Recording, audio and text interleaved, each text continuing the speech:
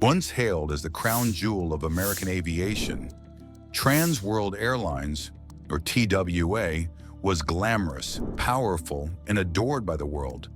It defined the golden age of flying: champagne in crystal glasses, red carpets at every gate, and an air of sophistication money couldn't quite buy. But behind the charm and celebrity came a story of chaos, ego, and greed. One that would take TWA from the top of the skies to the edge of bankruptcy. So what really happened to the airline that once ruled the world? If you love aviation history and the rise and fall of great airlines, don't forget to subscribe for more deep dives. At the end of the Roaring '20s, aviation was still an experiment. Loud, unreliable, and dangerous. But two small companies, Transcontinental Air Transport and Western Air Express, dreamed bigger. Both wanted in on the booming U.S. airmail business. On October 1st, 1930, they merged to form Transcontinental and Western Air, TWA, an airline built to connect America coast to coast. With Charles Lindbergh charting routes and Jack Fry leading operations, the company combined bold vision with hard-won experience. It wasn't just another airline. It was the start of a dream, one that promised to take ordinary Americans higher than ever before. That dream nearly ended before it began. In March 1931, a TWA Fokker F-10 crashed near Matfield Green, Kansas, killing all 8 aboard, including Notre Dame football legend Knute Rockne. The nation mourned, and TWA's young reputation collapsed overnight. But from tragedy came transformation. The airline grounded its wooden planes and rebuilt its fleet from metal, prioritizing safety over speed. TWA had learned an early lesson of survival. Innovation wasn't optional. It was life or death. By 1933, TWA was back in the air with something extraordinary. The Douglas DC-1, a sleek, all-metal aircraft that redefined passenger travel. Pilots Jack Fry and Eddie Rickenbacker flew it from California to New Jersey, proving coast-to-coast flight could be done in a single day. The DC-1 became the DC-2, then the legendary DC-3, the aircraft that made commercial flying mainstream. TWA wasn't just rebuilding trust, it was building the future. By the time World War II loomed, the airline had become a symbol of American confidence. But as peace returned, a new kind of turbulence was waiting, one that would come from inside the company itself. It seemed like nothing could stop TWA until Howard Hughes walked in. After the war, TWA was in financial freefall. Costs soared, debt piled up, and President Jack Fry couldn't hold it together. Then came billionaire Howard Hughes, eccentric, visionary, and dangerously unpredictable. In 1946, Hughes rescued the airline with a $10 million investment, but demanded full control in return. Fry was forced out, and TWA became World Airlines, a name as ambitious as Hughes himself. At first, his vision seemed limitless: global routes, luxury cabins, and sleek new aircraft. But while rivals like Pan Am embraced the jet age, Hughes hesitated. Obsessed with perfection, he delayed crucial decisions for years. By the time he finally ordered new Boeings and Convairs in 1956, TWA had already fallen behind. The man who once promised to lead aviation into the future had unknowingly grounded its potential.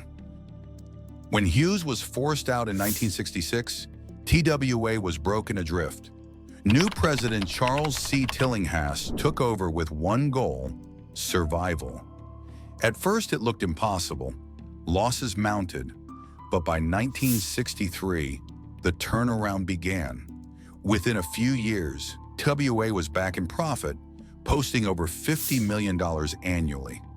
Stock prices soared, and the airline's futuristic flight center at JFK, now Terminal 5, became an architectural icon. TWA was glamorous again. Hollywood stars filled its first-class cabins, and the world seemed to be flying on its wings. But success came with distraction. The parent company, Trans World Corporation, began diversifying, buying hotels, restaurant chains, and real estate. Aviation, the company's beating heart, was slowly forgotten. In chasing everything, TWA risked losing the one thing it did best. Then came the shocks no one could ignore. In 1973, the oil embargo sent fuel prices skyrocketing. Overnight, running an airline became brutally expensive. As if that weren't enough, the Airline Deregulation Act of 1978 shattered the old order. For decades, giants like TWA and Pan Am had ruled protected markets. Now anyone could fly anywhere and charge whatever they wanted. Low-cost airlines undercut fares and stole customers. TWA's once dominant international routes now flew half empty. To stay alive, TWA bought Ozark Airlines for $250 million, hoping to strengthen its domestic network. But it was too late. The problem wasn't competition, it was leadership. And the man who arrived next would take the airline struggle to a whole new level.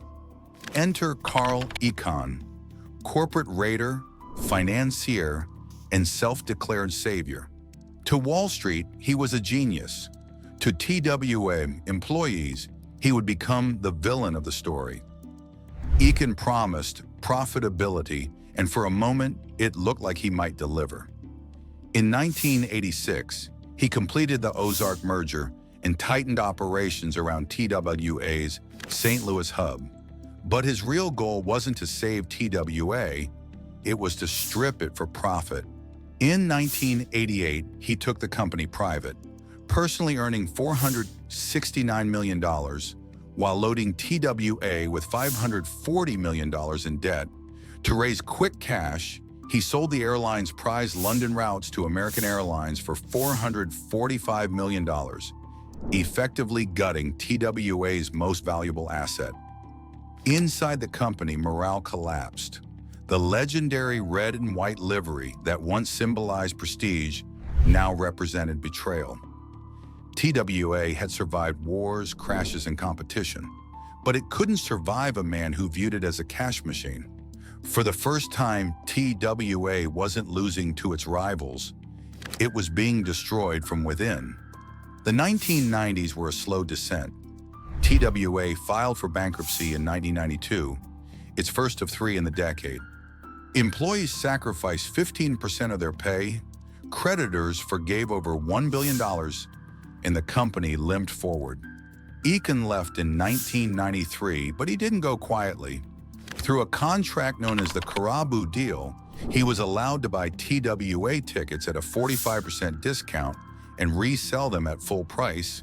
The scheme earned him $70 million per year and cost TWA $150 million annually in lost revenue. By the mid-1990s, TWA had retreated from most of its international routes. It was now a domestic carrier with a famous logo and no real future. The once global titan was trapped in a cycle of debt, bad deals, and fading relevance. It wasn't fuel prices or competition that killed TWA. It was the people who were supposed to protect it. By 2001, the end was inevitable. TWA filed for bankruptcy a third time, its fleet aging, its finances broken. American Airlines stepped in, paying $745 million to acquire what was left: aircraft, gates, and a name that still carried nostalgia. In December 2001, TWA's final flight landed in St. Louis. Passengers applauded. Crew members cried. The name Trans World Airlines disappeared from the skies, ending more than 70 years of aviation history. Even in death, TWA remains unforgettable. It pioneered coast-to-coast travel, introduced luxury to commercial flying, and helped define the jet age. The iconic Terminal 5 at JFK, now a hotel, stands as its monument, a frozen image of what flying used to be. But its fall offers a warning. Deregulation and oil shocks played a part, but it was poor leadership, greed, and short-term thinking that truly brought the company down. TWA's wings didn't fail because of weather. They failed because the people at the top stopped believing in the long flight. TWA's story is more than business history. It's a modern fable, a company born from ambition, lifted by innovation, and destroyed by ego. Like so many American icons, it reached for the skies, only to burn out in the light of its own success.